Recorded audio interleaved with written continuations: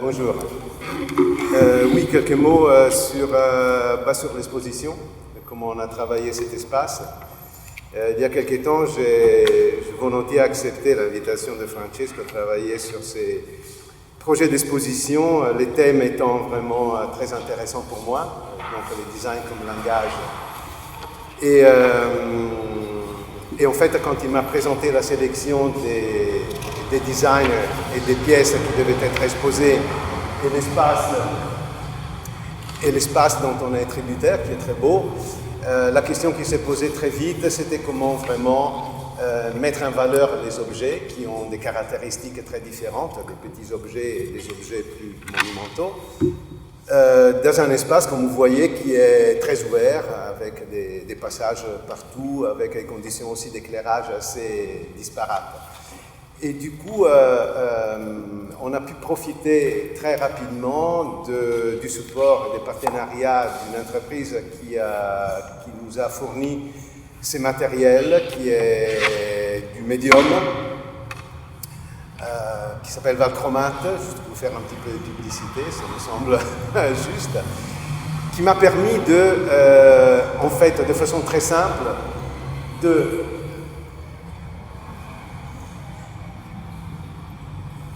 d'interpréter cet espace tout en respectant surtout des règles d'utilisation de l'espace même. C'est-à-dire ici, on ne peut pas s'accrocher au mur, on ne peut pas se fixer au sol ni au plafond. Donc l'idée, c'était vraiment de jouer quelque chose qui soit à la fois respectueux de ces règles temporaires, mais qui mette aussi en valeur les différents objets. Donc le jeu, vous le voyez, je ne vais pas vous le décrire, on débarque dans l'espace, on a des panneaux qui sont posés à des endroits pour jouer avec la perspective et permettre de créer un fond pour les différents objets, avec un élément assez particulier que vous ne voyez pas ici, mais qu'on voit bien à l'étage, aux deux étages. Et j'en parle parce que c'est un petit peu la clé de voûte du projet et des futurs projets que nous allons réaliser. C'est un prisme que j'ai réalisé avec des dimensions particulières, avec un système de perforation qui va me permettre, c'est comme si j'avais dans mes Lego une seule brique avec une seule dimension, au lieu d'être un parallélépipède, c'est un prisme, de construire des éléments, des supports qui peuvent aller du petit support d'appoint pour un objet minuscule jusqu'à travers un assemblage mécanique de créer des structures architecturales. Donc arriver vraiment à une échelle qui peut être celle d'un pavillon, d'un stand, d'un espace beaucoup plus conséquent. Donc ça, vous pouvez le voir à l'intérieur de l'exposition. Je dirais qu'en termes d'espace, c'est un petit peu tout ce que je peux vous dire. La visite, ça permet de bien appréhender le système. La dernière chose que je peux ajouter, c'est que compte tenu de l'implantation de l'espace, on a essayé, hormis ici, dans le rez-de-chaussée, de créer un parcours avec une bande qui se déroule avec les panneaux, donc ça donne une certaine continuité, et ce qui permet en plus d'enchaîner entre un objet et un autre avec une certaine logique que j'ai essayé de respecter. Les prismes qui sont utilisés sont tournés de manière différente sur chaque étage, je crois, pour qu'on ait aussi une circulation différente. Parle plus fort. Je fais mon métier de communicant. Donne-toi, ouvre. Les prismes sont installés de manière différente sur chacun des étages, aussi pour permettre des circulations différentes, je crois. Oui, bien sûr.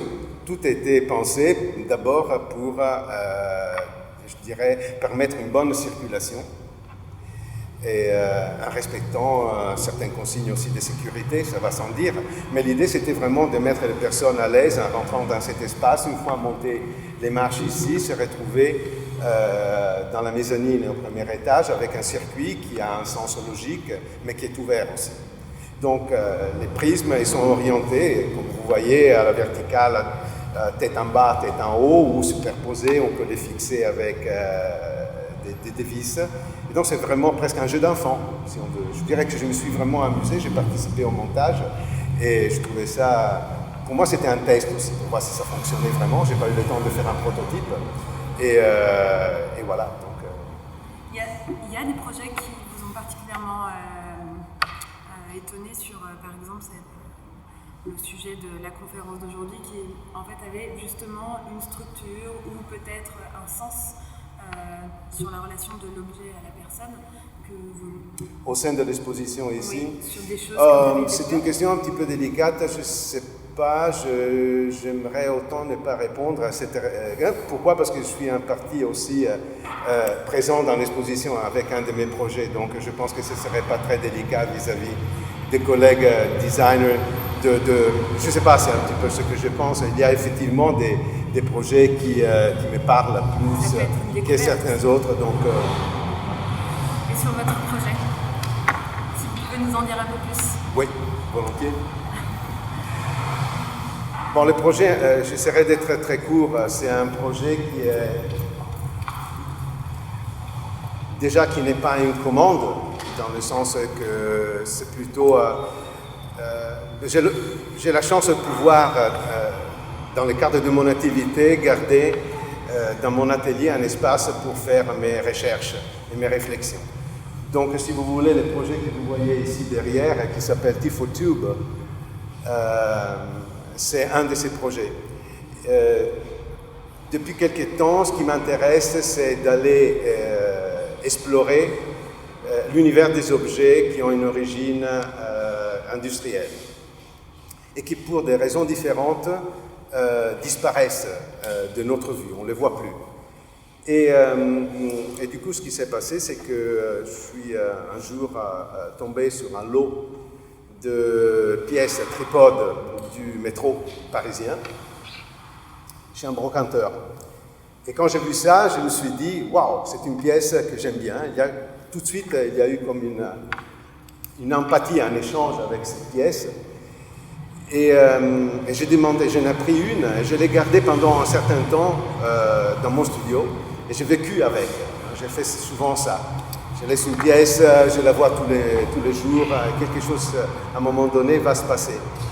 Et en effet, le déclic, c'était découvrir que cette même pièce qui est fabriquée par Klein Access Design dans l'Aisne, en France, et qui a équipé le métro parisien à partir du début des années 70, était vendue et utilisée dans les métros à Hong Kong, où moi j'ai habité un bon moment pendant les années 80. Et je me suis dit, c'est un signe, ça me touche trop personnellement, il faut que j'aille un petit peu plus loin. Et donc j'ai pris la pièce et j'ai commencé à dessiner comme on ferait en partant de vraiment zéro, en utilisant la géométrie de la pièce. Et je me suis dit, je vais travailler avec ça et je vais essayer de préserver le principe de la rotation. Et à un moment donné, j'ai pris la coupe, la pièce sur le papier, j'ai commencé à prolonger les lignes de la partie centrale. Je me suis arrêté à 45-46 cm, donc la hauteur d'une assise standard. Et là, j'ai retrouvé le diamètre d'une assise à 40 qui, pour moi, était parfaite pour une bonne assise. Alors, je me suis dit, c'est magnifique, on a la preuve qu'il y a une cohérence et une logique avec cette géométrie. Et du coup, je me suis dit, ok, je vais aller plus loin. J'ai fédéré autour du projet, comme je fais souvent pour des mini-éditions comme ça, des artisans. Donc il y a un ébéniste, un menuisier avec lequel on a travaillé les bois, il y a une tapissière avec laquelle on a travaillé à l'ancienne les galettes avec du crin, et avec la collaboration de Quadrat et Designers Guild, on a sélectionné une gamme de couleurs. Et ça, c'est pour parler de la genèse du projet d'un point de vue design. Donc, ce qui est intéressant, c'est que je suis allé plus loin. J'ai vraiment fouillé dans l'histoire de ce tourniquet, déjà de la pièce tripode.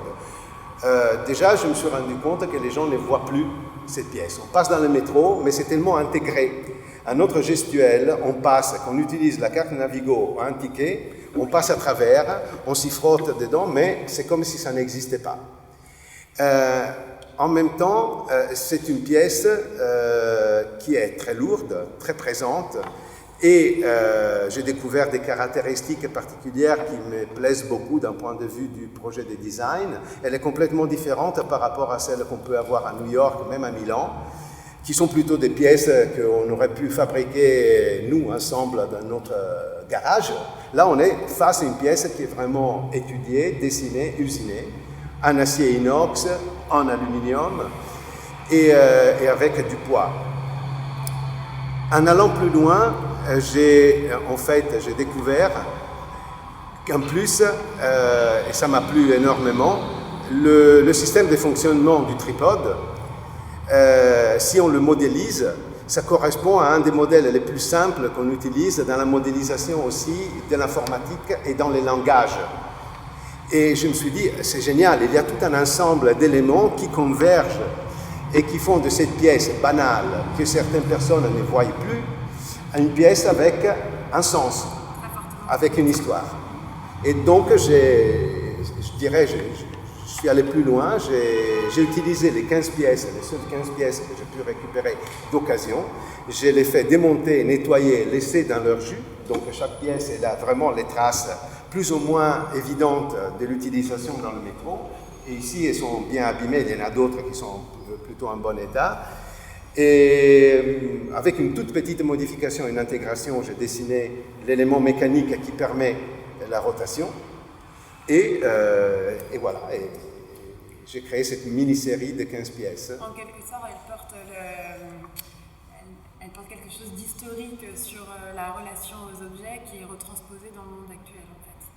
Enfin, dans le monde d'aujourd'hui. Ce qui m'intéressait aussi, c'était de montrer une pièce qui est en train de disparaître, parce qu'aujourd'hui, on commence à voir de plus en plus les portiques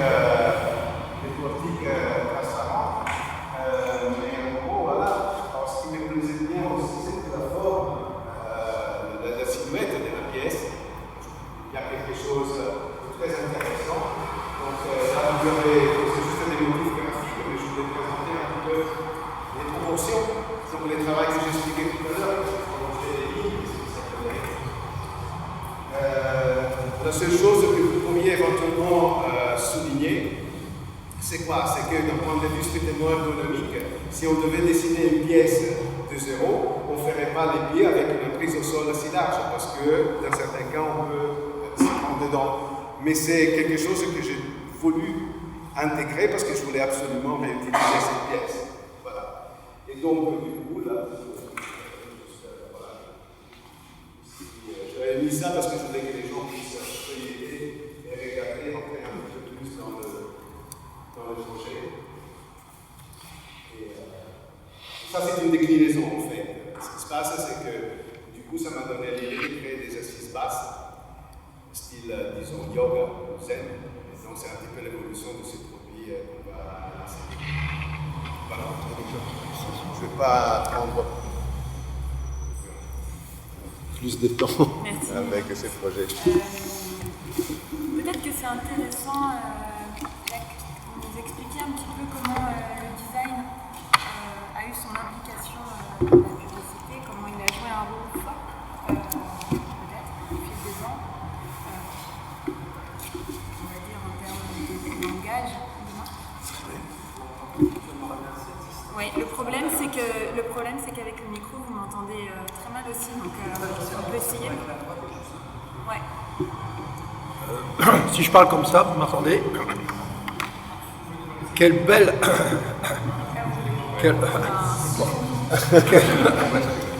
On fait un transfert de l'autre côté.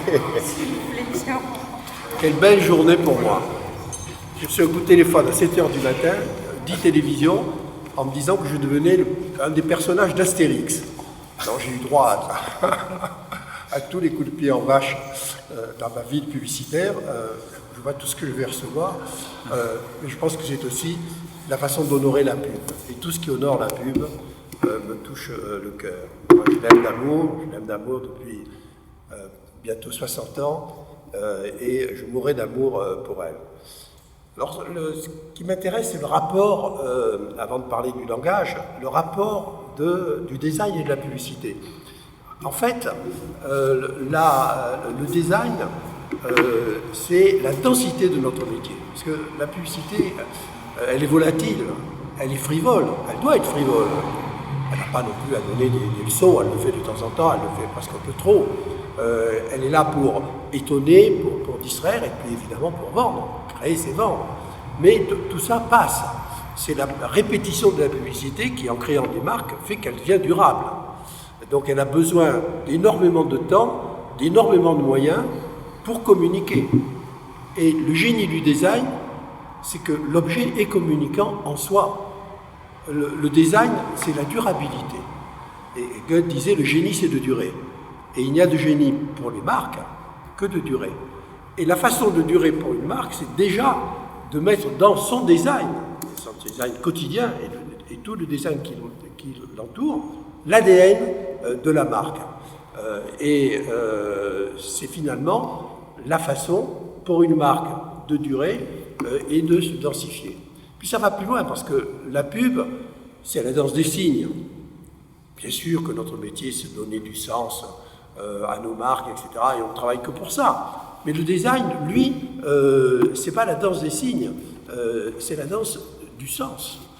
Tout dans le design a un sens. Chaque signe du design, tu viens bien de le décrire, toi, en détail, comment on peut s'intéresser à ce point un siège de métro. C'est ça qui est formidable. Bon, parce que chaque, finalement, centimètre carré peut s'expliquer. Et si le designer a bien fait son métier, il a révélé l'âme de la marque et il a révélé l'âme de son temps. Parce que le design à travers les âges, c'est justement l'expression de ce qu'est chaque pays. Dis-moi quel est ton design, je te dirai qui tu es. On voit bien d'ailleurs que la différence entre le design américain, avec sa rigueur, avec... j'aimais cette réplique de Bertoia, là, qui donne la modernité en plus à Bertoia. J'aimerais que ça commence par là, cette exposition. Et puis le design suédois, qui lui est tout en bois, tellement plus durable, tellement plus fin aussi, tellement plus sec aussi, hein, qui l'âme aussi suédoise. Et ce problème-là, il se sent dans cette exposition. Une exposition, c'est toujours un cabinet de curiosité, une exposition de design. Là, c'est un cabinet de multicuriosité. Il n'y a pas deux pièces qui se ressemblent. Il n'y a pas deux pièces qui ont la même âme. Il n'y a pas deux pièces qui tracent, à un moment donné, comme le 30 l'a fait, comme le 40 l'a fait, ou même comme le 50, le 70 l'ont fait, qui tracent une époque. Qui veut dire que notre époque, elle est éclatée. Notre époque, elle ne sait plus où elle est. Notre époque, elle ne sait plus ce qu'elle fait. Notre époque, elle ne sait plus à quoi elle correspond. Quelle belle leçon! Et après tout, pourquoi pas? À chaque époque, sa dimension, à chaque époque, son évasion, et à chaque époque, son message. Et le message d'aujourd'hui, c'est que tout est dans tout et tout est dans rien. Et qu'il faut que la créativité soit multiple, et il faut qu'il y ait une sorte de multiplication de la création, puisque aujourd'hui, chacun de nous devient créatif. Quand je dis chacun de nous, je ne parle pas des créatifs, je parle chacun des consommateurs devient créatif. Et c'est la puissance du net qui lui a valu ça. Alors après, ce que l'on peut dire, c'est que les objets comptent tellement plus que les paroles ou les écrits. La pub, elle écrit, elle parle, elle montre des images. Mais les objets, ils vous parlent. En plus, maintenant, on leur a donné la parole. Je ne sais pas si c'est ce qu'on a fait de mieux, parce qu'on risque de détruire la beauté de l'objet. Enfin, c'est bien, il faut être de son temps, il ne faut jamais refuser les avancées.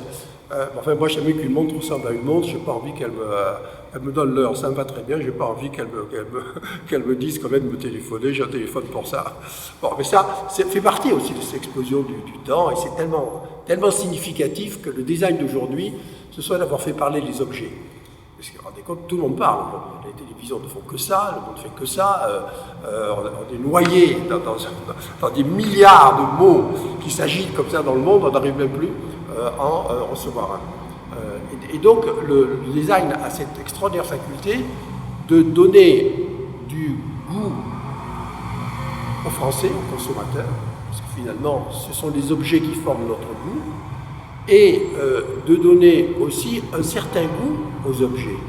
De faire qu'un objet, bon, une bouteille, c'est pas un objet très bien dessiné, mais enfin, quand vous avez un objet qui vous apporte quelque chose, il y a beaucoup d'objets de consommation qui vous apportent des choses. Si vous prenez une bouteille d'Évian, vous prenez les Alpes dans votre main. Et c'est toute la différence entre une bouteille ridicule et une bouteille qui, avec le même plastique, la même dimension, la même flotte à l'intérieur, exprime l'âme de la marque.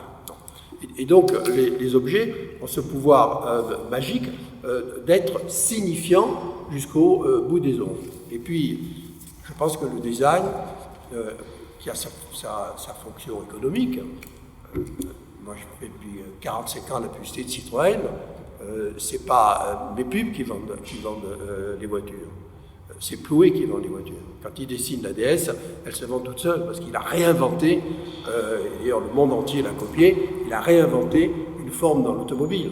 Donc ce sont les produits qui font les succès des campagnes et non pas les campagnes qui font les succès des produits. Il faut beaucoup d'humilité à un publicitaire, même si je suis ségalomane,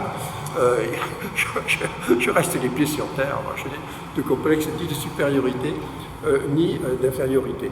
Et donc, je pense que sans le design, qui maintenant fait partie intégrante de la publicité, tous les groupes de communication du monde ont plusieurs agences de design. Nous, on a une cinquantaine d'agences de design dans le monde, on commence par Conrad en Angleterre et puis dans le monde entier. Et il n'y a plus aujourd'hui de rapport avec un annonceur qui ne passe pas par le design. Par le design éphémère, parce que l'événement est aussi un des secteurs en pointe de la publicité, et par le design permanent, qui est de lui dire, mais si on travaille avec vous, vous commencez par dessiner votre bouteille, parce qu'on veut que cette bouteille, elle dise quelque chose, et quelque chose qui soit ce que la marque doit dire, et non pas n'importe quoi. Et puis, il y a la fonction sociologique, ce sont les objets qui nous font changer. Ce sont les objets qui changent le monde. Et bien sûr que quand on dessine un TGV, on change le monde. Quand on fait la pub d'un TGV, on ne change pas grand-chose. C'est là où on voit que le design va tellement plus loin que la publicité dans ce qu'il a exprimé. Et pourtant, c'est le parent pauvre. On ne parle jamais du design. Vous avez beaucoup de spécialistes du design, vous avez beaucoup de journalistes qui parlent du design. Ils se trompent. Et justement, dans cette époque tellement volatile, on devrait plus parler du design que de parler de la pub, et il y aurait beaucoup plus à dire. Bon, il devrait y avoir ici 10 000 personnes ce matin pour nous écouter, mais il y a le meilleur du meilleur. Et puis enfin, le design, c'est l'antichambre de la sculpture. Parce que c'est tellement formidable de se dire tous les objets qui sont là sont des sculptures. Alors comment après on peut voir un vase ordinaire, tu vas me faire un petit vase, je t'embrasse sur la bouche comme ça, à la russe, bon, je vais emporter avec moi quelque chose qui va rester durablement, symbole du design de cette époque, et qui ne mourra pas, et que je laisserai à mes enfants, qui laisseront aux enfants de mes enfants. Ben, la pub, elle ne peut pas faire ça, elle s'envole.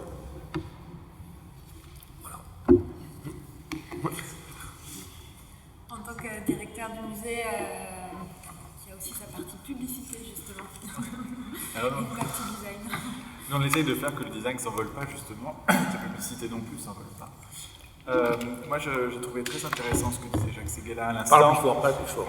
Sur justement le moment où on en est. Parce que vous dites, on ne parle pas beaucoup de design, et vous avez assez raison. Tu peux me tutoyer, hein, On n'en a jamais autant produit. Les objets, ça tutoie, ça ne dit pas vous. Hein. On n'en a jamais autant produit. Et je pense que moi, ce qui me frappe comme directeur du musée, c'est que le design a encore du mal à créer son propre langage. C'est-à-dire qu'on est à un moment où finalement le design n'a pas encore tout à fait son langage à lui, et pour l'instant emploie un peu trop à mon goût le langage de l'art contemporain et le langage de la mode.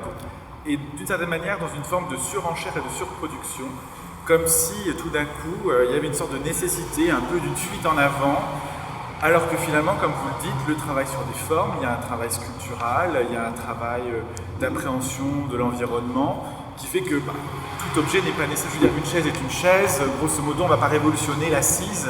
Donc finalement, à défaut de créer des formes, des typologies nouvelles, on est en train aussi peut-être quelquefois d'en surajouter dans la surproposition d'objets, et que finalement les gens en tant que tels, enfin les critiques ou les musées qui parlent en tant que tels du design, ne sont pas forcément les mieux placés, parce que tout d'un coup, le discours que l'on plaque sur le design est un discours qui n'a pas forcément son propre langage.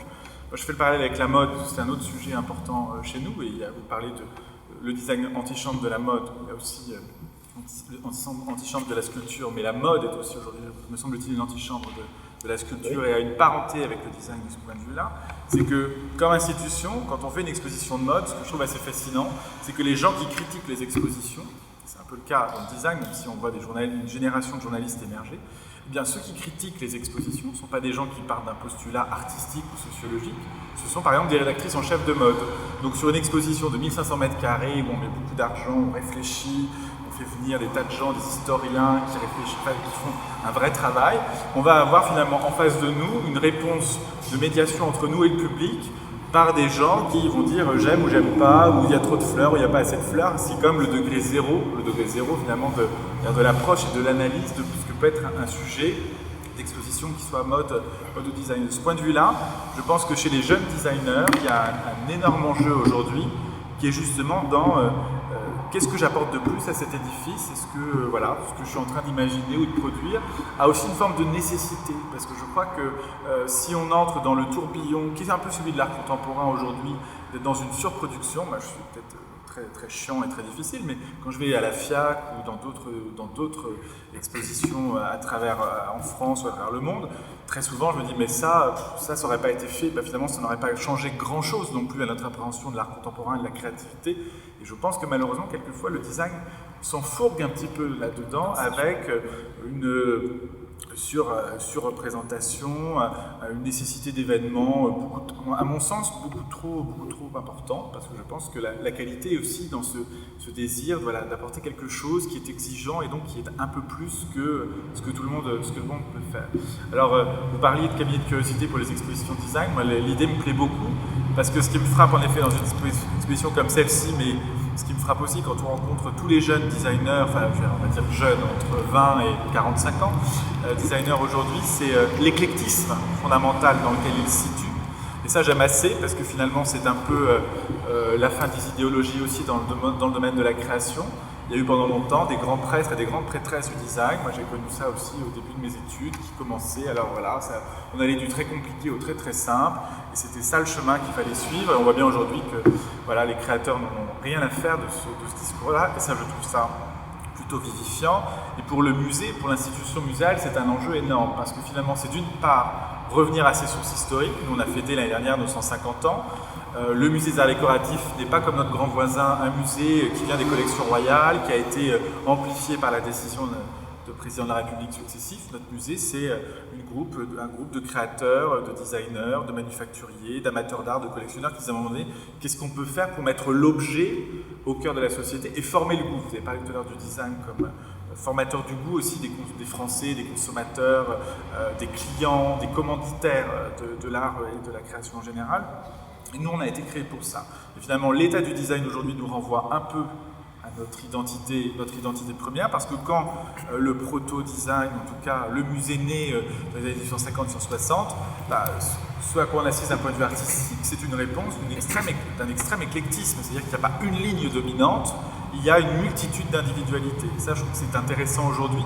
Ça rend aussi très difficile la réactivité et l'action des musées, puisque notre rôle, c'est à la fois de présenter, de défendre. Notre rôle est aussi d'acquérir, et avec quelque chose qui n'est pas du tout dans l'air du temps, mais qui est acquérir pour l'éternité. Parce que jusqu'à preuve du contraire, on nous sortira bien un jour une loi pour faire le contraire, mais quand ça rentre dans un musée, ça n'en sort plus. Un jour, on arrivera au contraire. Des fois, je pense que c'est presque souhaitable. Et donc là, nous, on a une mission particulière, c'est-à-dire dans ce cabinet de curiosité, comment choisir ce qui pourrait, dans 30, 40, 50 ans, témoigner de ce qu'était la création en 2015, quelles étaient les prospections de designers au profil aujourd'hui extrêmement différent. Et ça, c'est une tension supplémentaire que pendant très longtemps, mes prédécesseurs n'ont pas eu, parce qu'il y avait une sorte de mouvement continu, on ne se posait pas trop de questions, et puis parce qu'il y avait cette ligne presque idéologique, on partait d'un point, et puis on écrivait une grande histoire des arts décoratifs et du design, donc on considérait qu'il y avait des jalons importants. Aujourd'hui, ça c'est très compliqué, parce que vous avez dit tout est dans tout inversement, mais tout est intéressant et tout est potentiellement donc peu intéressant, ou en tout cas comment trouver le critère de choix pour dans cette masse choisir ce qui nous paraîtrait faire sens pour l'éternité. Ça, c'est un discours que l'objet peut porter lui-même parce que lui n'a pas cette volatilité, il a cette densité, mais ça impose aux institutions, je dirais aujourd'hui, un rôle assez complexe, assez difficile, je le dis comme moi je le ressens depuis 2 ans que je suis là, c'est-à-dire comment à un moment donné choisir ce que l'on va faire rentrer dans des collections. Et c'est pas parce qu'on nous donne, parce qu'on achète que c'est plus facile ou moins facile. À un moment donné, c'est pas le critère. Le critère, c'est est-ce que ça sera important. Ce critère, il se pose aussi dans le domaine de la publicité quand on fait rentrer des fonds créatifs, dans le domaine de la mode, quand on fait rentrer aussi des dons ou des acquisitions par des maisons, par des studios de création. Et ça, c'est un enjeu colossal, tout comme l'enjeu du rapport au musée. Et je trouve, puisque j'imagine qu'il y a comme des grands cycles, on le saura a posteriori, enfin il y a comme des grands cycles, je suis frappé, moi, chez la jeune génération de designers, d'une forme de distance que je trouve finalement assez saine avec le musée. C'est-à-dire être exposé au musée, ok, pourquoi, mais pourquoi pas, mais que dire? Et est-ce qu'on a envie, quand on a 30 ans, d'être exposé dans un musée? Moi, j'imagine que pour un designer, je serais designer, je ne le suis pas. J'aurais horreur de l'idée, parce que mes objets sont des objets qui sont faits pour être touchés, pour être sous cloche ou sur un podium.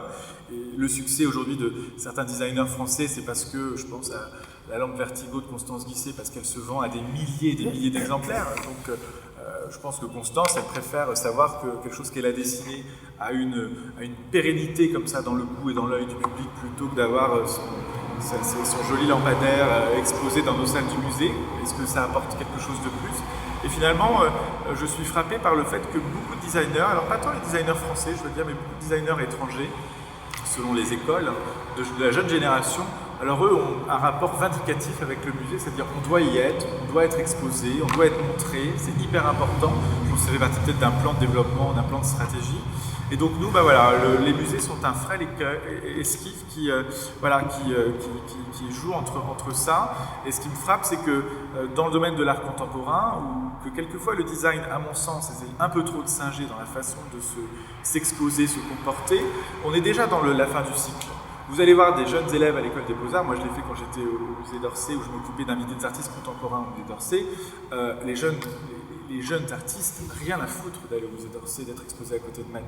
Parce que, ça les tétanise et ils le reconnaissent assez clairement, je trouve ça plutôt extrêmement sympathique. Et 2, parce qu'ils me disent, mais nous on a envie de créer, on n'a pas envie d'être déjà au musée, on a envie d'être confronté à des collectionneurs, au marché de l'art, on a envie de prendre à bras le corps ce qui est la réalité du monde contemporain. Et ça, je trouve que quelquefois, les jeunes designers n'ont pas forcément encore tout à fait cette distance, et la présence au musée, si j'en crois, le nombre de demandes qui arrivent sur mon bureau, de faire des expositions, d'être présenté, etc., je pense qu'il y a encore collectivement, comme un monde en soi, il y a encore 2-3 petites révolutions qui ne sont pas tout à fait faites jusqu'au bout, et qui passent à mon avis par ce rapport au langage, parce que le design doit trouver à un moment donné son propre langage, sa propre respiration, ce que je crois n'est pas encore tout à fait le cas. Je rejaillis d'un mot. Tu parles de cabinet de curiosité, moi j'ai bien dit un cabinet de multicuriosité. Et c'est justement, je suis d'accord avec tout ce que tu as dit, c'est bien le problème, c'est qu'à l'époque il y avait un designer ou un groupe de designers qui donnait le là, alors c'était Corbeau, Charles-Perriand, puis ça a été Fornereux, puis c'est fini aujourd'hui. Et il faut s'en féliciter. C'est-à-dire qu'il y a, comme tu le dis, il n'y a plus une école, chacun est son propre maître d'école. Et à l'époque, il y avait quelques designers, il y en avait quelques centaines dans le monde. Aujourd'hui, il y en a 100 000 dans le monde. Et demain, il y en aura 1 million dans le monde. Et chacun va finir avec maintenant la possibilité de faire chez soi, grâce à l'ordinateur, se construire ses propres meubles, ses propres objets. Chacun va devenir son sculpteur. Et c'est dans cet éclatement que le monde va changer. Parce que le monde va profondément changer dans les 50 années qui viennent. Parce que, finalement, chaque terrien s'est pris en charge et chaque terrien est un créatif ou un designer à part entière. Je crois qu'il y a quelque chose de très intéressant aussi sur le clivage générationnel. Je pense que les jeunes qui sortent d'école d'art ou de design actuellement sont dans un retour de fonctionnalité, d'usage, d'expérience qui est beaucoup plus peut-être sincère qu'à un moment donné, enfin sincère est peut-être pas le mot, mais qui en tout cas est beaucoup plus voyante, beaucoup plus marquée qu'une autre génération de designers. On a à Étape Magazine reçu 500 diplômes d'étudiants qui sont issus des écoles d'art et de design cette année, donc diplômés en juin 2015 pour la plupart. La question du discours, de l'engagement, d'un retour aux sources ou à une autre époque dans le design est très très marqué chez les étudiants, chose qu'on n'a pas eu par exemple il y a 5 ans, il y a 6 ans même. Donc dans un espace-temps très réduit, on voit évoluer vraiment une relation au projet et à la création qui change vraiment très très rapidement. Et après peut-être que le musée c'est plus une forme d'exposer sa création brute telle qu'elle a été conçue, mais peut-être que le rapport à l'exposition en tant que créateur et de pouvoir proposer quelque chose de nouveau dans un espace, c'est-à-dire donc se l'approprier et lui donner une autre forme que proposer simplement son objet dans l'espace, est très marqué actuellement. Et je pense que c'est plus ça qui est en train de se passer auprès des études. Stéphane. Oui, c'est belle. On parlait justement de lieux d'exposition et vous êtes tous les deux pour ça autour de la table aujourd'hui. Comment toi tu approches ces nouveaux projets d'étudiants par exemple? Alors peut-être pour rebondir sur plusieurs sujets qui ont été abordés, bon, en tant que directeur du lieu du design, je ne peux que souscrire au constat qu'a évoqué Jacques Séguéla. En tout cas en France, on est très en retard en matière de à la fois promotion du design, mais aussi reconnaissance de son utilité, de ses fonctionnalités, surtout dans l'entreprise et principalement au sein des TPE, PME. Les grands groupes aussi y sont confrontés, parce que pour avoir approché certains d'entre eux, la notion de design n'est pas nécessairement maîtrisée, y compris dans les grands groupes de luxe. Je ne parle pas d'automobile, où là c'est parfaitement maîtrisé, mais on a quelques surprises, y compris dans les grands groupes. Vous le savez tous, la mission du lieu du design est d'accompagner des entreprises dans leur projet d'intégration d'une stratégie design. On a été créé pour cela il y a 6 ans par le Conseil régional d'Île-de-France, avec un lieu d'exposition aussi et de démonstration. Mais principalement, notre mission elle est d'ordre économique. Donc effectivement, on accompagne des projets en essayant de convaincre les chefs d'entreprise, là où si je souscris à votre constat. Malheureusement, la presse, pour laquelle j'ai énormément de respect, pour avoir exercé le métier d'attaché de presse pendant 10 ans, je connais bien les journalistes. Mais malgré tout, le message qui est délivré aujourd'hui dans les médias reste celui des arts décoratifs. Pardon Olivier, mais c'est un fait. Reste celui du beau, il en faut du beau, mais assez peu celui du design industriel et effectivement de la fonction. Je suis totalement d'accord par rapport aux étudiants qu'on voit aussi passer, puisque je suis quasiment toutes les écoles de design de Paris et d'Île-de-France, et d'autres d'ailleurs. Les étudiants sont aujourd'hui beaucoup plus centrés sur la fonctionnalité, sur l'usage, sur le social et le sociétal. Ils s'emparent véritablement de ces thématiques, sur la durabilité. On voit vraiment une prise de conscience de, effectivement, aujourd'hui, quand on dessine une bouteille, eh bien, on ne peut plus la concevoir sans se projeter sur le matériau plastique qui va être utilisé, la nature, le recyclage, etc. Juste un exemple très concret, là j'ai rencontré très récemment une marque de fabrication d'articles de voyage, qui s'appelle Anonyme, un jeune créateur, justement pour illustrer ce que tu viens de dire. On a tous fait cette expérience quand on voyage, de se dire où je vais mettre ma 2e ou 3e paire de chaussures dans la valise. Soit la chaussure est complètement écrasée parce qu'il n'y a pas la place, soit c'est des chemises qui vont arriver dans un piteux état parce que le poids de la chaussure aura écrasé les chemises. Moi, je me suis toujours dit, mais pourquoi est-ce qu'un fabricant d'articles de voyage n'a jamais eu l'idée de se dire, en regardant l'usage, où placer cette paire de chaussures? Eh bien, ce jeune créateur a inventé un sac de voyage où il a créé un compartiment juste avec un zip, juste une petite encoche comme ça, où on peut simplement glisser sa 2e paire de chaussures. C'est bête comme chou, mais voilà, il a 25 ans et il va cartonner. Il présente d'ailleurs aux Galeries Lafayette là, demain, il a son petit showroom, son petit corner. C'est ça le design, c'est mêler l'usage, la praticité, le savoir-faire, parce que tout est fait en France, il y a une exigence incroyable en matière de choix de cuir, etc. Voilà, ça pour moi, c'est l'avenir des jeunes créateurs en design. Peut-être pour revenir sur le lien entre est-ce qu'un objet nous parle ou est-ce qu'on peut parler à un objet, puisque c'est aussi l'objet de la discussion et du débat.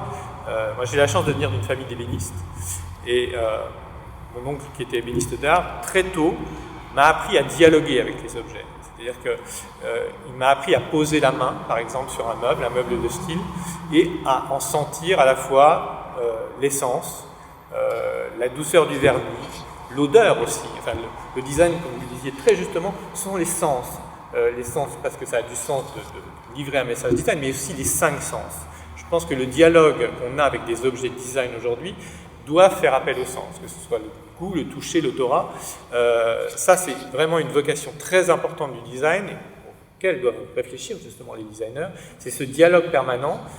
Il m'arrive par exemple d'acheter des livres, par intérêt pour les nouveaux auteurs, etc., mais simplement parce qu'au moment où j'ouvre le livre et où je passe ma paume sur l'intérieur de la page, le bruissement du papier qui a été choisi m'évoque quelque chose. Voilà, il y a une sensualité, il y a quelque chose qui se dégage de ce simple mouvement que je fais très régulièrement, et parfois j'achète uniquement le livre pour ce rapport à l'objet, pour ce rapport sensuel au bruit, mais aussi au toucher que ça m'a procuré. Le design a aussi un rôle très important de souvenir, d'appel au souvenir. Juste une anecdote et encore une fois un exemple concret. Il y a 6 ans, au début du lieu du design, je me rends à Bruxelles pour rencontrer des homologues du lieu et je vais par hasard à la galerie Pierre Berger et Associés qui existait encore. C'était la première exposition de Victoria Wilmot, dont j'aime beaucoup le travail, qui avait fait toute une série de bureaux et d'objets mixant métal et marbre. On est encore dans le mobilier, vous me direz, on n'est pas dans l'industrie, mais malgré tout, ça illustre bien l'idée que j'ai envie de défendre.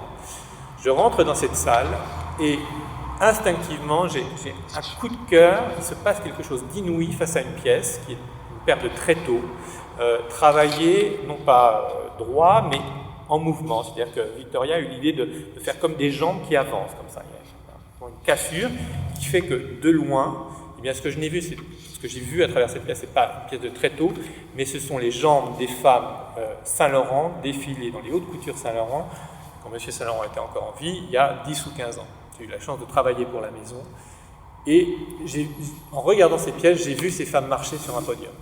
Eh bien, c'est ça aussi le design, c'est insérer du mouvement, mais c'est faire appel à des souvenirs joyeux, espérons-le, en tout cas qui évoquent quelque chose et qui marquent de leur empreinte des moments de votre vie forts. J'ai pas hésité très longtemps, je me suis approché de la pièce, je me suis même pas posé la question du prix. Après, alors je vais vous faire sourire et j'espère que ça va vous faire rire, mais j'ai vu la pièce, j'ai regardé le prix, je me suis dit, mon Dieu, cette pièce, il me la faut, parce que ça m'évoque tellement de choses de bonheur et de moments précieux. Comment je vais la payer? J'ai pas les moyens de la payer, mais je vais l'acheter quand même. Je vais voir la responsable de la galerie, je lui dis je prends la pièce, très bien. C'est là où l'anecdote devient assez drôle, moins pour moi. Elle me dit très bien, on vous livre quand les tréteaux? Alors les tréteaux étaient présentés sur une immense planche en verre, très belle, enfin donc ça faisait un ensemble, c'était un vrai bureau, j'avais vraiment l'intention de m'en servir. Elle me dit quand est-ce quand vous livre-t-on les tréteaux à Paris? Je lui dis les tréteaux. Je lui dis parce qu'il n'y a pas le plateau avec les tréteaux. Elle me dit, ah non, le prix que vous avez vu, c'est uniquement les tréteaux. Le plateau m'a coûté 3 fois le prix des pieds et des tréteaux. Donc voilà, c'était juste une petite anecdote. En même temps, c'est un bonheur fou tous les jours de travailler sur ce bureau parce que dès la première minute où cette pièce est entrée chez moi, voilà, je me suis assis, j'ai commencé à travailler. Et en même temps, chaque fois que j'ouvre ma porte, eh bien, je vois ces femmes Saint-Laurent qui défilent. Ça aussi, c'est important en matière d'évocation de souvenirs. Voilà. On parle beaucoup d'expérience totale avec l'objet, et de liens affectifs aussi, je crois que, et de messages. Je pense que les designers aujourd'hui ont un rôle, on parlait de rôle politique aussi quelque part, on retrouve parfois, même assez souvent dans la publicité, il faut vraiment une forme d'engagement aujourd'hui. Créer un objet simplement pour créer un objet, Nino a une forme d'engagement en matière de recyclabilité, de se dire où vont ces tourniquets? Qui s'en sert? Qu'est-ce qu'ils deviennent? Est-ce que moi, je ne peux pas me les approprier pour en faire un objet utilitaire? Mais c'est là une prise de conscience sociale et sociétale. Voilà. Et ça, c'est très important chez les designers, qu'ils soient confirmés ou plus jeunes, mais on le sent très fortement chez les jeunes designers qui travaillent aujourd'hui. Tu parlais, Nino, d'ailleurs, je rebondis, Jacques parlait de la bouteille. Tu me parlais de la bouteille de vin tout à l'heure. La forme de la bouteille de vin, est-ce qu'elle peut oui, je pense que c'est intéressant parce on a parlé d'objets et là j'entends parler d'objets qui, je partage complètement ce que tu viens de dire par rapport aussi à la relation émotionnelle avec certains objets, en particulier les livres. Moi je suis un acheteur compulsif de livres, juste parce que j'en achète même sans avoir besoin de les lire, parce que j'ai besoin de savoir que j'ai cet objet à côté de moi. La question que je me pose souvent, c'est qu'est-ce qui va se passer à terme avec certains objets? Quel est le futur de certains objets? Pour les livres, on le sait, on voit déjà, on utilise souvent des tablettes, des lecteurs digitaux, tout ça. Mais j'ai remarqué une chose que je trouve assez intéressante, et c'est un thème, un sujet de réflexion pour moi par rapport donc, au futur des objets. En voyageant, j'ai remarqué qu'un objet et un produit global, universel, que tout le monde connaît, comme le vin, qui est présenté dans des bouteilles, commence à instaurer depuis un certain temps une relation différente avec, on peut l'appeler consommateur, mais aussi end user, utilisation de la bouteille. Et je m'explique. C'est un angle qui est certainement différent par rapport à l'angle qu'on peut avoir en France, en Italie ou en Europe, dans lequel on est exposé culturellement. Le vin, ça fait partie de notre ADN. Mais on voyage en Chine, au Japon, aux États-Unis. Les bouteilles de vin, aujourd'hui, on en trouve de plus en plus, même des très bons vins, avec un QR code, une adresse Internet, des informations sur comment associer le vin avec des recettes. Et du coup, la personne qui achète le vin n'achète plus que le vin qu'on va partager avec quelqu'un ou boire tout seul. On achète une expérience. C'est-à-dire que la relation que nous avons avec l'objet, pas bouteille, mais la bouteille avec un contenu, change. Et pourtant, c'est un objet qui reste identique à lui-même. C'est-à-dire la forme de la bouteille n'a pas trop changé dans le temps, sauf l'étiquette qui peut varier parce que ça correspond à une recherche graphique et de communication. Mais la bouteille, la fonction est toujours la même. Il y a toujours le même bouchon. Dans certains cas, on a introduit le bouchon à vis, et même la gestuelle qui est associée avec la bouteille est toujours la même. Mais en même temps, il y a cette relation qui change. C'est-à-dire on est beaucoup plus impliqué, sans savoir, avec l'expérience de boire du vin, d'acheter et de boire du vin. Et ça, on peut le voir aussi dans d'autres, associé à d'autres produits. L'exemple, la voiture, par exemple, c'est un exemple qui est très parlant. Je veux dire, la voiture, ce n'est plus on monte dans une voiture, on tourne une clé et on roule. C'est une expérience. On est complètement interfacé dans une voiture. Et donc, c'est là que je vois les changements à terme de cet univers d'objets qui nous entoure. Et en fait, il y a quelque part, il me semble, de remarquer un paradoxe. On est dans une société dans laquelle on accumule énormément d'objets. On a tellement d'objets chez nous, à la maison, on peut avoir des placards, plein de choses, on les oublie même. On oublie la fonction, l'utilité de l'objet, et en même temps, on commence à être impliqué avec certains objets sans savoir de façon beaucoup plus profonde. C'est-à-dire, au lieu d'avoir une distance par rapport aux objets oubliés, on est à travers les designs, parce que c'est des choix de design, le fait d'introduire des codes, des interfaces. J'appelle ça comme si on était vraiment connecté à travers la bouteille de vin avec un autre univers. Et je trouve ça intéressant comme réflexion. C'est une question que je me pose assez régulièrement par rapport à l'univers des objets. Demain, tous les objets seront communicants. Tous. Donc, tu mettras une bouteille de vin, tu mettras ton téléphone à côté, et le vigneron te parlera directement, et puis tu l'auras sur ton écran. L'explosion du design, elle va être là. Et donc, les designers vont devoir devenir, ce qui est déjà le cas des publicitaires, devenir des créateurs d'une autre forme de communication. On va leur demander, pas simplement de mettre au point l'objet, mais de mettre au point aussi la parole de l'objet. Et donc ils vont être obligés de devenir des communicants à part entière, à 100%, pas simplement une partie de la communication. Et ça, c'est un élément qui effectivement change ou qui complète effectivement l'exercice du design. Parce qu'autant avant, on pouvait imaginer une implication au niveau de recherche, au niveau d'objet. Là, on est vraiment impliqué dans ce que l'objet va représenter au-delà de sa fonction pratique. Il va dire. Voilà. Donc, on est même au-delà du symbolisme de l'objet.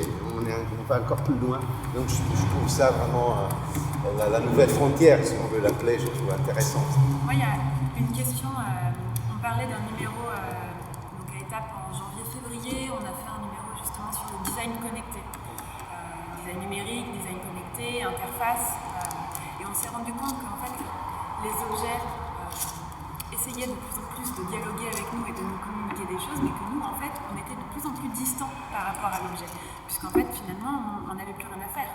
L'objet faisait tout, il était capable de déceler la position dans laquelle on dort, qu'est-ce qu'on avait envie de faire à tel moment, de nous emmener à un autre endroit.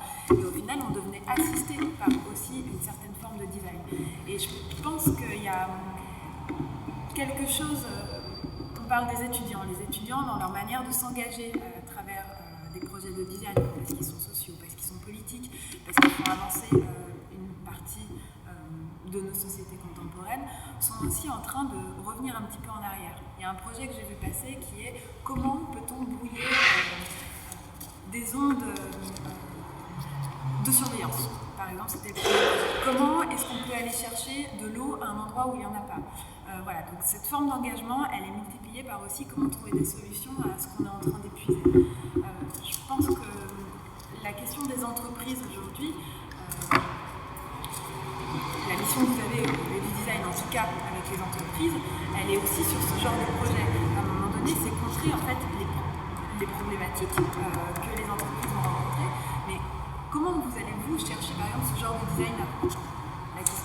On est très dans la prospective, bien évidemment. On a ce double rôle de répondre à des besoins présents, parfois émergents, souvent émergents, voilà, qui sont de plus en plus importants. Il y a un vrai effort didactique de sensibilisation et d'explication de ce qu'est le design, déjà à la base. Ça, c'est vraiment le tronc commun. La plupart des entreprises ne savent pas ce qu'est le design, ce que sont les différentes formes de design. On parle de design packaging, produit, design sonore, etc. La plupart des boîtes sont complètement perdues, parce que pour elles, le design, il n'y a qu'un design. Voilà, c'est la forme, c'est l'objet, et ça ne va pas du tout plus loin. Il y a un design de scénographie, effectivement, d'aménagement d'espace, tout ça leur échappe complètement. Donc, à travers les lieux d'exposition que sont celui d'Olivier, Pompidou ou d'autres lieux, on essaie déjà effectivement de délivrer un message et de faire prendre conscience que le design peut être autre chose qu'un simple objet, ou réduit à sa fonction d'objet. Après, on travaille avec des partenaires. On a tout un réseau de partenaires, laboratoires de recherche, pôles de compétitivité, grappes d'entreprise.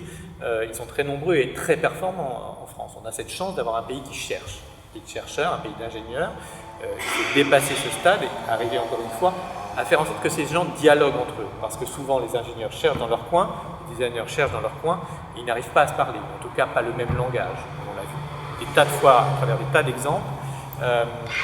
Chacun reste buté sur sa manière de « non, on n'y arrivera pas, mais si moi je veux que ça soit comme ça, mais non, de toute façon on ne pourra pas y arriver ». Ben voilà.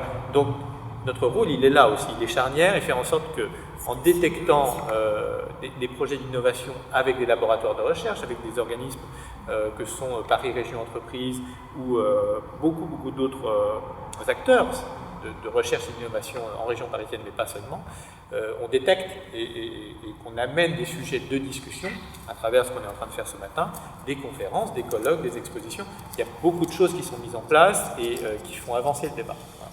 Et la presse aussi, hein, pour revenir à la presse, les lignes bougent doucement, mais certaines catégories de journalistes sont en train de se dire mais oui, au fait, le design, ça change la vie. Et comment ça change la vie des entreprises? Il serait peut-être temps d'écrire des articles de fond sur le sujet et s'appuyer sur des ou success stories, en tout cas des choses qui marchent. Pour la presse, c'est pas toujours évident. Il y a des, je sais. Quand on entend la presse qui utilise le mot j'ai designé, le mot design utilisé à toutes les un objet design, on connaît tous la phrase particulièrement dense, c'est difficile. Je sais. Mais justement, pour un musée aussi, c'est difficile d'amener des expositions de design, je trouve, à des publics multiples, en étant à la fois pédagogique, en essayant de faire valoir un designer qui est aussi un créateur inscrit dans un parcours d'art contemporain qui est bien ficelé en France. C'est pas la chose la plus facile. Alors nous, en plus, avec notre statut est un peu particulier, parce que comme nous sommes un musée privé, nous avons un conseil d'administration à l'américaine, on va dire, grosso modo, comme un board. Et c'est vrai que le board, il reflète aussi la société d'aujourd'hui. On a des gens qui viennent de la mode, du monde de l'industrie, de la banque, des grands amateurs d'art, etc. Et le board, comme n'importe qui, il chope les mots que la presse ou que les médias véhiculent, et ils ont bien compris que le mot mode ou le mot design étaient des mots très forts. Et donc, très souvent, on me dit, mais il faut faire plus pour le design, plus d'expositions de design. Quand on regarde les chiffres en tant que tels, même une exposition comme l'exposition des Frères Bourlet, que je considère comme un grand succès, parce que aussi dans la nef, il faut viser des designers qui ont un certain niveau de notoriété aussi, parce que voilà, c'est une exposition de 1500 mètres carrés, ça n'est pas donné à tout le monde de pouvoir aussi la remplir de sens, d'objets, d'avoir un vrai parcours, une densité de travail. N'a pas été un succès extraordinaire. C'était une bonne fréquentation, mais par rapport à n'importe quelle exposition de mode, faisons juste derrière cette porte, c'était rien, on va dire. Et donc il y a une tension, on le voit bien, c'est assez intéressant dans un musée comme le nôtre, au sein du conseil d'administration, entre ce que l'on veut, parce que finalement on baigne dans cette culture celle de notre environnement où le design est très fort, mais où finalement il y a un caractère déceptif. Moi je crois aussi, c'est un peu mon dada, mais c'est aussi la réponse qu'on doit adapter à ce qu'est le sujet du design. On est encore dans une phase un peu de militantisme pour le faire apprécier, diffuser, et que finalement, c'est là où j'étais peut-être un peu dur avec certains jeunes designers aujourd'hui, mais est-ce qu'une grande exposition dans l'élève des arts décoratifs fait avancer la cause du design? J'ai presque l'impression de dire que ça la fait plutôt reculer, et que d'une certaine manière, il faut trouver le bon tempo, la bonne respiration.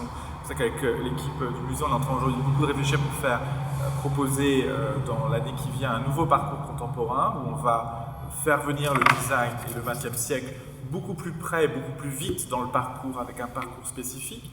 Et en se disant, c'est un enjeu énorme pour l'institution, parce que vous savez, les lourdeurs, les budgets, enfin, toutes ces bêtises avec lesquelles on travaille les uns et les autres, bien utile quand même, et de se dire finalement, c'est une réflexion qu'on partage avec Martin Roth, qui est directeur du Victorian Art Museum, et moi j'ai fait entrer dans notre conseil d'administration, parce que je pense qu'on a quand même des choses à se dire et des choses à partager, de se dire, dans le domaine du design contemporain, le modèle d'exposition et d'événement qui est de se dire, on aime tel créateur, ok, notre planning est libre en 2019, faisons une grande exposition, c'est terminé. Ce rythme-là, il va trop vite, on a envie de montrer des choses qui sont pertinentes, et vu la pléthore, tout n'est pas toujours pertinent, je veux dire, tout n'a pas toujours sa place dans un musée, et c'est aussi très simple de le dire comme ça. Et c'est vrai qu'on essaie d'imaginer en ce moment comment on peut faire rentrer cette création contemporaine, le design, le graphisme, la mode, au sein du parcours permanent, de façon beaucoup plus mobile, beaucoup plus labile, et de se dire, voilà, telle visite d'atelier, ça je trouve ça pertinent. Est-ce que dans 3 mois, vous accepteriez de l'exposer dans telle salle chez nous, pas très loin de telle pièce de Prouvé ou telle pièce de Perriand, parce que tout d'un coup, on trouve que ça fait sens. C'est pas facile, parce que c'est une énorme rupture avec le contexte académique, classique, traditionnel de ce qu'est un musée, avec un certain discours à porter. Vous parliez tout à l'heure de multi-curiosité. On est aussi dans une période de post-modernisme. Enfin, moi, j'aime pas trop les étiquettes, mais enfin, ça doit se situer à peu près par là. Ce qui fait qu'aujourd'hui, par exemple, dès qu'on est après les années 50, un discours chronologique pour parler du design et la création d'objets, à mon sens, n'a plus aucun intérêt. Vous allez dans quelques heures dans les salles du musée, vous n'aurez pas grand monde. Et ce que j'ai dit aux équipes, vous n'aurez pas grand monde dans les salles Art Déco à côté du cabinet anthropomorphe d'André Groult pour l'exposition de 1925. Et paradoxalement, un peu plus haut, vous n'aurez pas grand monde devant son grand frère ou son petit frère par Marc Pousson. Je dis peut-être qu'on pourrait les mettre ensemble. Alors on va brouiller la ligne chronologique, ça a déjà été fait dans des expositions. Peut-être qu'au moins un, ils tiendront compagnie, parce qu'on n'a pas tant de visiteurs que ça. Et 2, les quelques visiteurs qui verront ça auront justement quelque chose de ce qu'est l'histoire universelle des formes et de ce qu'aussi contribue le design à la renouveler ou à en faire des échos perpétuels. Ça me paraît important. Et pour revenir sur ce que disait sur le design, combien à la fois on parle du design et comment quelquefois le public ne l'appréhende pas bien, moi ce que je trouve un peu inquiétant, c'est cette vision aussi qu'on a d'un design quelquefois à la roue de l'art contemporain, parce que finalement l'art contemporain aussi c'est complètement emballé, et qu'un certain marché se dit bon ça c'est inaccessible, regardez le design, vous en faites 3-4 exemplaires et ça fait comme un Warhol, une sérigraphie de Warhol qu'on ferait à 50 exemplaires. Donc tout d'un coup le design s'est mis dans cette roue-là, dans cette temporalité-là qui n'est pas très bonne et qui a aussi, je veux dire, des conséquences sur sa monstration, sur la façon dont on parle les médias et la critique. Parce que finalement, on est dans une phase, un peu aussi de design sensationnel. On a le design superstar comme peut l'être l'artiste. Est-ce que c'est ça le discours que doit porter ce secteur-là ou ce domaine-là? C'est pas totalement sûr. Oui, je suis pas tout à fait d'accord avec toi. Je pense que c'est le public qui va décider et qu'il est en train de décider. Quel est l'objet qui, ces 5 dernières années, au niveau du design intelligent, a le plus progressé dans le monde? Tu l'as dit, c'est l'automobile. L'automobile n'a plus rien à voir avec ce que c'était. Quand on pense en plus que dans 10 ans, elles vont devenir des voitures sans chauffeur. C'est une espèce de révolution de la locomotion. Et donc le public l'a compris. Maintenant, les gens, quand ils achètent une voiture, moi j'ai 4 ou 5 marques de voitures dans le groupe, la première chose, c'est toujours d'abord le design extérieur qui les fait acheter. Quand même, à quoi elle ressemble, mais de plus en plus, c'est l'intérieur. Qu'est-ce qu'elle dit, comment elle parle, comment elle est. Aujourd'hui, une voiture vous met dans une sécurité qu'aucune voiture n'a réussi à faire. On voit d'ailleurs la différence avec l'avion. L'avion qui coûte une fortune, qui sont devenus des bétaillères à transporter des gens, et les grandes compagnies sont en train de se dire, mais attention, on ne peut plus rien inventer sur un avion, c'est un avion. Maintenant, c'est la façon dont le design intérieur intelligent va pouvoir faire avancer les choses qui va être notre progrès au niveau du design. Et donc, il faut que la domotique suive. C'est absolument lamentable que l'on ait encore les intérieurs que l'on a. Quand on voit la multiplicité des choses qui sont inventées dans la domotique, tout ça pour avoir une machine à café qui nous fait de l'express et qui a conquis le monde simplement parce qu'elle faisait ce que le café du coin faisait et que vous n'aviez pas chez vous, c'est quand même incroyable qu'à tous les niveaux de la domotique, ça n'ait pas progressé. Et je pense que le discours des designers devrait être là. Il devrait être dire au public, mais il n'y a pas de raison que la voiture ait fait de tels progrès et que vous ne demandez pas à nous de faire dans tous les domaines d'activité les mêmes progrès. Et c'est certainement ce qui est l'avenir du design. D'ailleurs, les objets connectés commencent. Oui, ça rejoint ce que je disais. Voilà, moi je voudrais finir d'une histoire, parce que je crois qu'il faut maintenant qu'on arrête, et revenir les pieds sur terre. C'est une histoire que je trouve extraordinaire, qui a quelques années, qui se passe aux États-Unis. C'est une affaire de design. Et aux États-Unis, il y a un monsieur qui frappe à la porte d'un marchand de sparadrap et qui lui dit « Est-ce que vous pourriez me livrer 20 000 rouleaux de sparadrap noirs ?» Et le fabricant lui dit « Mais oui, mais pourquoi faire? Parce que vous savez, nous, on a essayé toutes les couleurs de l'arc-en-ciel, il n'y a que le rose qui marche. Donc on peut vous livrer vos sparadraps, mais vous ne les vendrez pas. » Et le monsieur lui dit « Écoutez, regardez-moi bien, moi je suis noir. Donc je pense que je préférerais avoir un sparadrap noir qu'un sparadrap rose. » Alors le fabricant dit, écoutez, d'accord, on vous livre vos 20 000 rouleaux, mais vous les payez d'avance. Et là-dessus, l'homme est allé voir un designer qui lui a dessiné un nouveau packaging. Ça n'a pas changé, le packaging des sparadraps, depuis que le sparadrap existe. Bon, il a buste en plastique, il l'a mis avec un peu de talent, etc. Puis il est allé voir une agence de publicité qui a fait une très belle campagne, Black is Beautiful, qui était le cri des panthères noires. Et aujourd'hui, il a fait fortune parce que non seulement les noirs mettent du sparadrap noir, mais aussi c'est con de blanc parce que c'est à la mode. C'est la belle histoire du design. Merci. À chacun sa conclusion, hein. Moi je ne veux pas finir par toi. C'est une excellente conclusion. Je veux pas même si je suis dans Astérix depuis ce matin, je ne veux pas monopoliser le discours. Non, mais vous avez raison. Je crois que c'est l'heure, il me semble. Et donc du coup, merci. Merci à tous les quatre. Merci Francesco.